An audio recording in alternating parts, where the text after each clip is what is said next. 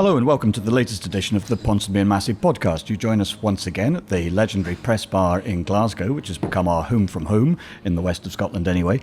And before we get started on the things we are going to talk about for this episode and so on, I think it's important to make one thing very clear. This is not an emergency podcast. This is a common or garden, normal, regular podcast. The world is in need and want of many things, but emergency podcasts are not one of them. If the Ponsonby and Massey podcast stands for anything, or rather against anything, it is the conceit of the emergency podcast. So with that out of the way and made clear, Bernard, what are we going to talk about this week? I notice that neither of us are drinking this week. We've been doing awful journalistic things this week, so we're both feeling a bit fragile and delicate. So yes, well, I was out actually with a friend of the show, Matt Ford, last night, having seen him at the Edinburgh Festival. Yeah. Although it was a slightly awkward show in as much as not one but two people collapsed during it and so on, prompting it to be abandoned halfway through. But despite that, I would recommend the show to all listeners who are prepared to risk themselves by attending what is clearly a dangerous show on the Edinburgh Fringe. And there were actually a couple of people there who had bought tickets on the back of hearing Matt on our podcast. So that was very nice. So little shout out to them. And that, of course, that podcast is still up. So if you want a battery of political impersonations, you can go on and find it. You can find it on YouTube. And of course, if you want to get in touch with us, it's at ponsonbymassey@gmail.com, and on X, what used to be Twitter, it's at ponsonbymassey. But go search out the Matt Ford one. It's a real good laugh, as well as some interesting political observations. What are we talking about this week? Well, Sinead Robison, the Scottish Finance Secretary, yesterday indicating that the government are going to have to find savings, partly because of the way in which public sector pay awards have gone this year. Is this an SNP age of austerity? I think that's probably one question that we should try and answer today. And of course, the decision taken by the Scottish Government this week that they will fall into line with Westminster over the winter fuel payments. It will be means tested in Scotland as well. And of course, we had the annual GERS figures that were out. That's nothing to do with the defeat at Hampden the other night. That's the government estimate of revenue and expenditure. But Bernard, I think we should make clear that most years these same things happen. These happen in the same week. You know, Rangers are knocked out of the Champions League, and confirmation of Scotland's appalling fiscal deficit is confirmed, and always in the same week in August. Absolutely. So starting with the decision yesterday, or the statement yesterday from the Finance Secretary, is this an age of austerity, or is this simply an example of the government dealing with financial realities? Well, it's a bit of both, isn't it? On the one hand, you have Sinead Robison making it clear that all departments are expected to cut back on all non-essential spending. What she calls, quote, emergency spending controls are to be imposed. And so that clearly means that there is going to be significant pressure on departmental budgets. There are a number of reasons for this. One of the most important or most significant ones is obviously the soaring cost of public sector pay. I think it's an extra £77 million in the next financial year to settle a dispute with bin men. Just one dispute. Yeah, and that's just one. Negotiations with NHS staff and doctors and nurses and so on. Looking at the precedent set by pay awards in NHS England, where 5.5% increase, that would, if translated into Scotland, probably cost the Scottish Government around £500 million. All of this places enormous pressure on an administration that, as ministers will note, and correctly, has limited borrowing powers, although, at the same time, you wouldn't want to be borrowing for day-to-day expenditure, even if you did have those powers, and has to legally live within its means, has to balance its budget. That's a legal requirement. So when they complain about they are dealt a particular hand and they can only play it to the best of their ability in terms of the money that flows from the UK exchequer, they have a point, but at the same time, a lot of the pressures on Scottish Government budgets and so on are the consequence of the Scottish Government's own decisions. Yeah, I mean, I think that was very interesting what the Fraser of Allender Institute had to say yesterday, which is that none of this comes actually as a great surprise, because when the Finance Secretary makes a statement in Parliament about expenditure in the coming years, baked into the assumptions about expenditure will be a certain figure which they will presume public sector pay will rise by. Now, we've had potential dispute after potential dispute which has actually been sorted, because the government's position is we have no more money. There is nothing more that we can put on the table.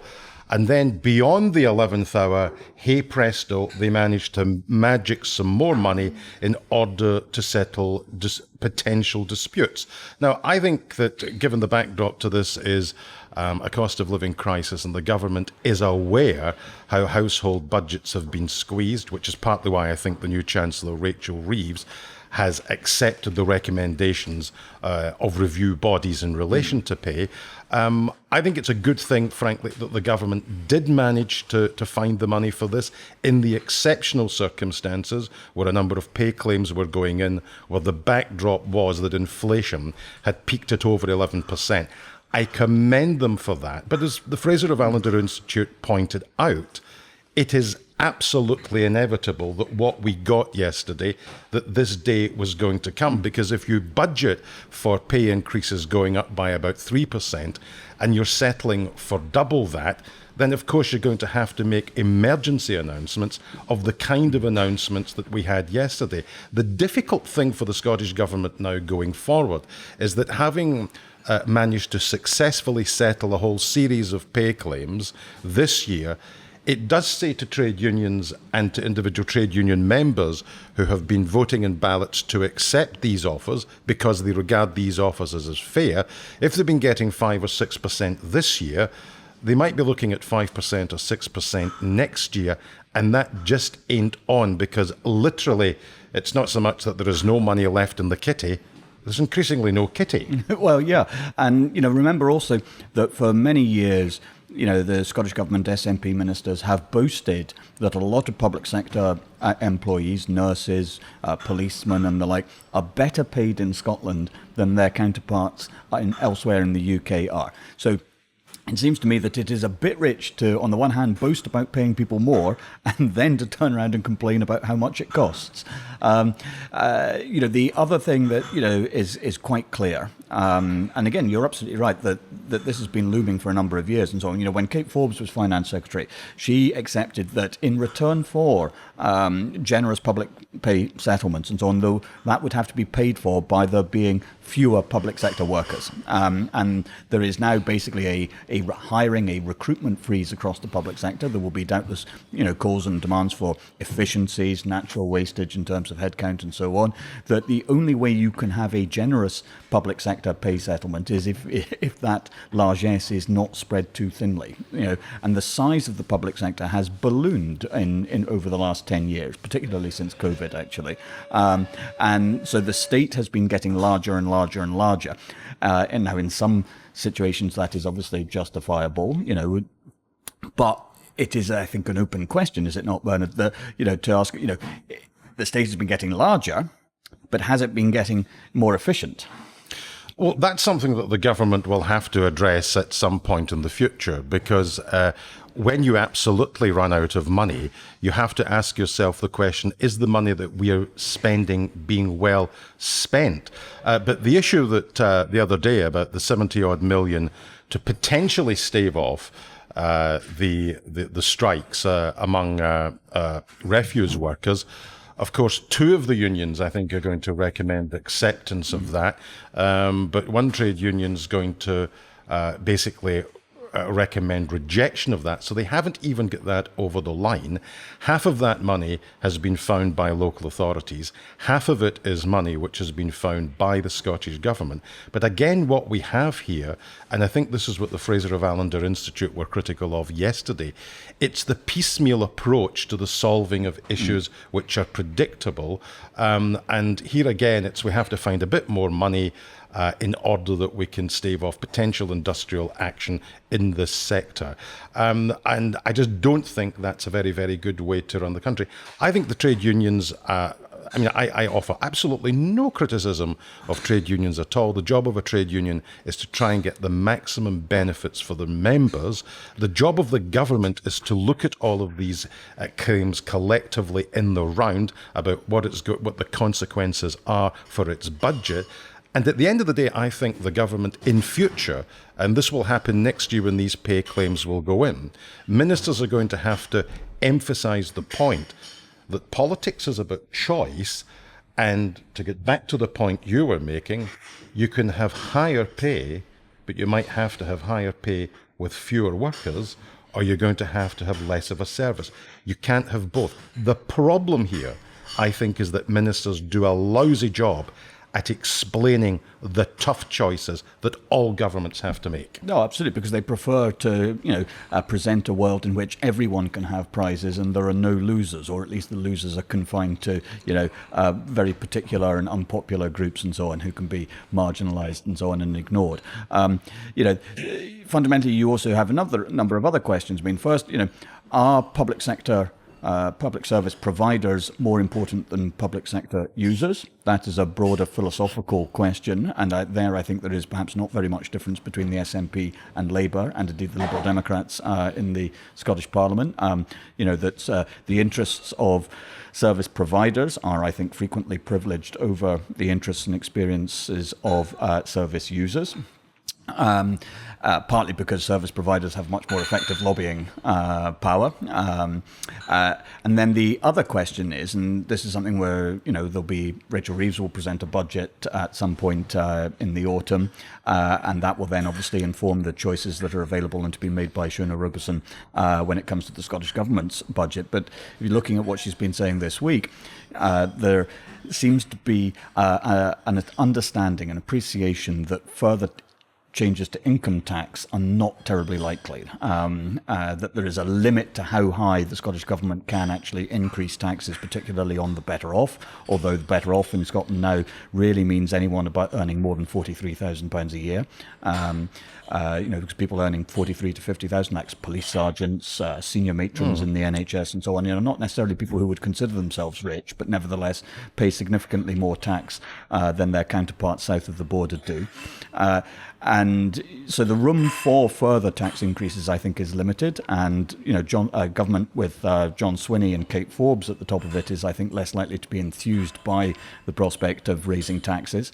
And the fundamental problem is that, Scotland has around 8% of the UK's population, but we only have 4% of the people who pay the highest rates of tax, the additional rate of tax, which is now, nearly 50%. It's 47, 48%.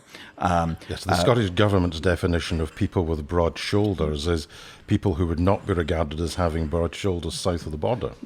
Or indeed almost anywhere else, slim shoulders.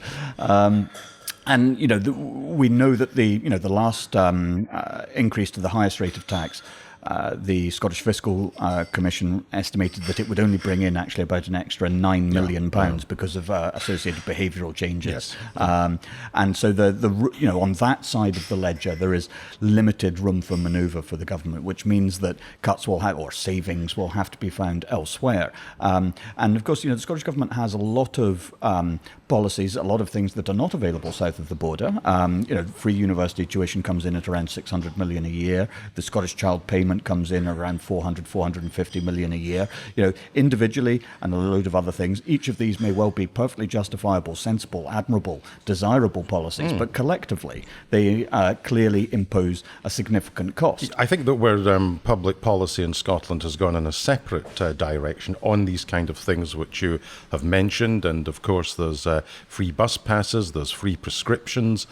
They're now all collectively headed towards almost £2 billion a year. And of course, everything that the government does in terms of expenditure in one area means that it can't make expenditure decisions in another area. Now, when free personal and nursing care, when the recommendation came from Sir Stuart Sutherland's committee all those years ago, the price tag that was put on that at that time was £140 million. It's now, it's easily 3-4 times that now, and it's going to get higher as the demographics direct it in a particular way. So everything at the end of the day is about choices. Is it right that people should get a bus pass at 60 when people might be retiring at 66 or 67, or in the future 67, 68 or 69? Should there be an alignment there? There are a whole load of questions over these, in inverted commas, free policies, which are not free because they're paid for by taxpayers. They're not free policies.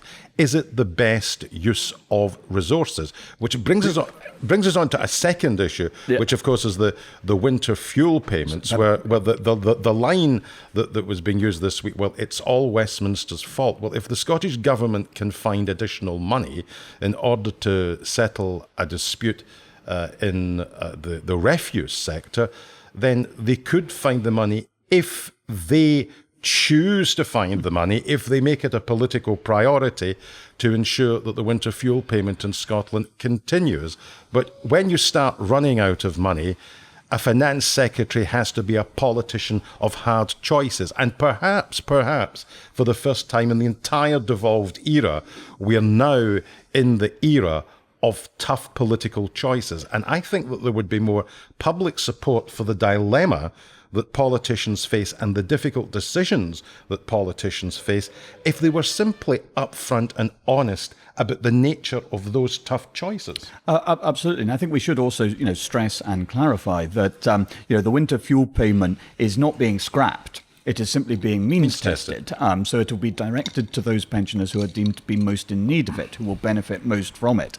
But it will not be a universal payment, a universal benefit henceforth. And I have to say that, I agree with the decision Rachel Reeves has taken there, and I would agree with it even if the financial pressures on the UK government and consequently on the Scottish government were not as severe as they currently are. It strikes me as absolutely laughable that the richest, wealthiest cohort of pensioners in British history should receive a universal benefit of this sort regardless of need. I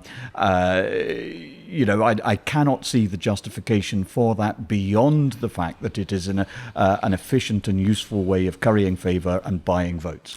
I actually don't disagree with any of that. The only thing I would say about the decision that Rachel Reeves took, the amount of money that's been saved from this is £1.5 billion. In the bigger picture, it's not actually a huge amount of money. It's not a huge amount of money. There is always an element of political downside. But since it was one of the first decisions that the new government took early on in its life, I think it will probably be a dead issue by the time we get to the next election. But this is, I think, a point which is really worth stressing in relation to pensioner households where you may well have two individuals who are both in receipt of the state pension and are in receipt of good occupational pensions and have their housing paid off. There is now definitive research work to suggest that a lot of two pensioner households who have no housing costs have more disposable income than households with two people who are in work and paying housing costs. This issue about we have a cohort, not all pensioners, let's stress this, not all pensioners, for those that have pension credit or those who have just the basic state pension, they still have pretty difficult choices which they have to make in terms of living.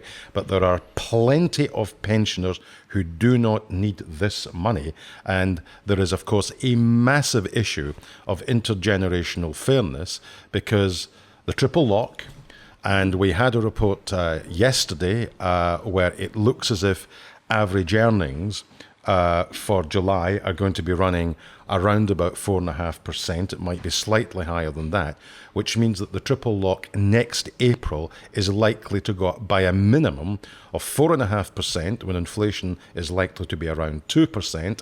That's on top of the 8.5% increase this year, and the 11%, I think it was, the year before. So there is a massive issue of intergenerational unfairness in terms of where government expenditure goes among people of different ages. And of course, for all of the benefits that pensioners are getting, it's the working population that are by and large paying for it. Absolutely. And as we've said before on the show, and doubtless we'll say again, and so on, a message to younger listeners, those in their 20s and 30s, do not assume the state pension in its current form will exist by the time you are old enough to claim it. Because the effect of the triple lock and associated things like that and so on is it's a ratchet effect. It means that the cost of pensions is going to increase year on year on year, and we are going to have more pensioners and fewer people of a working age and so on, and that is going to impose all kinds of long-term challenges for not just government in this country. I mean, governments across the developed world and so on face many of these challenges. Once again, but neither the UK nor Scotland is unique in this sense, but the problems are particularly acute here, and they are more acute in Scotland than they are in other parts of the UK for a number of reasons, because we have an older, more rapidly ageing population. Well, I think you're right to raise the question, will the state pension survive in its existing format for those workers who are in their 20s and their 30s? One of the issues is because the triple lock is going to survive the entirety of this parliament, because the government were on record as saying that when they were in opposition. It's now got to a stage where there's a question that is reasonable to pose. Will anyone have the political guts to bin the triple lock? And if they don't have the guts to bin the triple lock, the only way in which they will be able to keep the amount which is spent on the state pension as a proportion of GDP, in order that it doesn't completely and utterly run away with itself, the only thing that they will be able to do is to increase the state pension age to ensure that it's in payment for a shorter period of time, to ensure that the proportion of GDP that goes in the state pension doesn't go way beyond what would be deemed reasonable. I think it's just right to give some sort of context. I think the amount that is spent in this country is actually slightly below the European average. But of course, the triple lock is doing what it was meant to do. When Mrs. Thatcher broke the link with earnings in terms of state pension increases, it was meant to turbocharge the pension in order to deal with a couple of decades where pensioners arguably got a raw deal. But now that this policy is actually doing what it's designed to do, the question is, if it's actually achieved what it's designed to do you at some point bin it? But it's going to be a courageous politician who's going to go into an election committing to bin it, and therefore, if this becomes so totemic that they feel that they can't actually go there, the inevitable thing that they will do is that they will simply increase the retirement age. Which needs to happen anyway. It needs to happen sooner than is currently being planned. It is crazy that you can have people who are drawing, the pension for 30 years. That is not what it was designed for. But all of this takes place in, the broader context of, Scotland's financial position, which was highlighted again by the latest, the annual publication of the Government Expenditure Revenue Scotland figures, an official publication authorised by the Office of National Statistics, the best available analysis and picture of the state of Scotland's finances, which this year, thanks chiefly to a drop in oil revenues, revealed that Scotland's net fiscal deficit is now around 10.5% of GDP. That compares with a figure for the UK overall of 4.5%. In cash terms, the amount of money raised by tax in Scotland is around £88 billion a year. But public spending in Scotland, including pensions, including a per capita share of defence, so public spending from both governments in Scotland amounts to £111 billion. So that's a 22, £23 billion deficit, which is extremely significant, both in terms of how it informs the currently hypothetical constitutional debate, but also how it illuminates some of the long-term problems that the Scottish Government is going to face regardless of constitutional outcomes over the next 10, 20 years. Yeah. Absolutely. I mean, when I was a political editor for 19 years, I used to have to cover this story every single year. And you would put all the headline figures up in graphics, and you would have one unionist politician that would be interviewed, and this would say, this actually demonstrates how bankrupt and independent Scotland would be and how our public services would collapse. What a stupid thing independence is. And then you would get a Scottish Government minister for the SNP saying what, of course, this doesn't do is to demonstrate what the full fiscal powers of a properly independent parliament could do to grow the economy. And then you would have probably an economist somewhere in the middle when you do this. The only thing that struck me, and I'm not on the front line of reporting politics anymore, but yesterday when this sort of stuff came out, there didn't appear to be the same degree of political noise, probably because Parliament is in recess at the moment, but also because, of course, these figures are relevant as a key dynamic in terms of the constitutional debate. It's probably, because there wasn't a lot of brouhaha, it probably tells you that debate is now well and truly off the boil. And it is settled as well in terms of, the reality of the fiscal position. When SNP figures talk about how this doesn't tell us anything about the decisions an independent Scotland would make, they have a point. Of course it doesn't, but it does show us the broad starting point. And there is no doubt about that. But, if you contrast the GERS debate now with the situation from years past. In the run up to the independence referendum in 2014, Alex Salmond and Nicola Sturgeon were in an extremely fortunate situation because, for a number of reasons, chiefly buoyant oil revenues, for a few years, 2008, 2009, 2010, 11, Scotland's net fiscal position was basically the same as the UK's as a whole. And a couple of years there was even modestly better. That is to say, Scotland ran a smaller deficit than the UK as a whole. Now that obviously from an independence-seeking perspective was an extremely advantageous position. You could say, well, look, the official figures, the gold standard figures, as both Salmond and Sturgeon referred to them as, demonstrate that we would begin in a very healthy position.